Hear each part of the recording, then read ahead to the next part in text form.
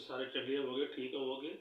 ਤੇ ਅੱਜ ਕੱਲ੍ਹ ਫਿਰ ਸਾਡੇ ਸਾਬਕ ਵਜ਼ੀਰ ਆਜ਼ਮ ਪਾਕਿਸਤਾਨ ਜਨਾਬ ਇਮਰਾਨ ਖਾਨ ਨੇ ਇਹ ਆਵਾਜ਼ ਚੁੱਕੀ ਹੋਈ ਹੈ ਕਿ परवेज़ लाई साहब जल्द तो जल्द पंजाब असैम्बलियां तोड़ दें तो पंजाब असैम्बली तोड़ के तो बाहर आ जान, ताकि पंजाब दे विच ढोल धमाका, अफरा तफरी ते लोगों दी जिंदगियां फिर मुश्किल की जा सकन।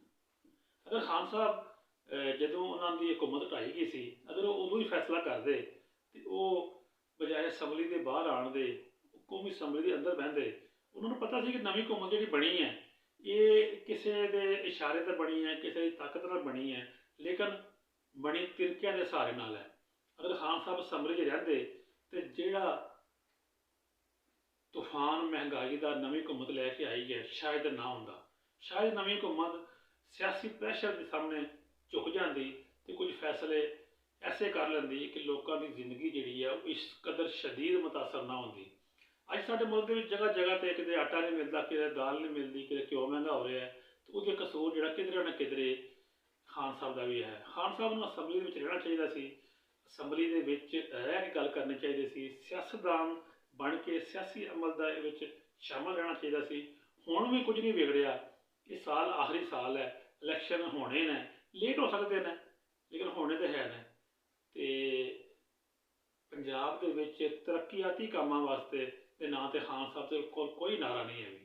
अगर खान साहब समझते हैं कि उन्होंने शख्सियत इन्ना असर है कि लोग उन्होंने आवाज़ से बाहर आते हैं, वोट देंगे उन्होंने, तो उन्होंने भुल है।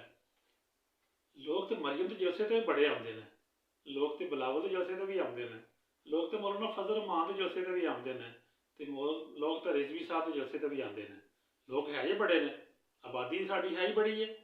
कोई बंदा भी आ जाए रोड से तो पंजाब के तो भोले बादशाह ने तो हर बंदे सिर पर चुक लेंगे हैं, लेकिन वोट देंदे मर्जी नाल ने।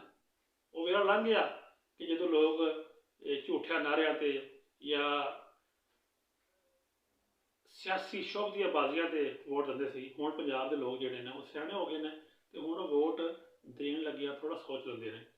ये आखिरी साल है, तो अगर इमरान खान साहब थोड़े सियाणे बनन, उन्होंने मशीन उन्होंने समझाण, तो चौधरी परवेज़ लाई पंजाब के तरक्याती कामों का एक इहो जिहा जाल बिछा दे कि जिहड़ा अगले इलैक्शन के इन्हां दी जमात नूं ना सिर्फ पुरकशिश नारे दे सके, बल्कि पंजाब के अवाम की भी कुछ ना कुछ फलाह हो सके।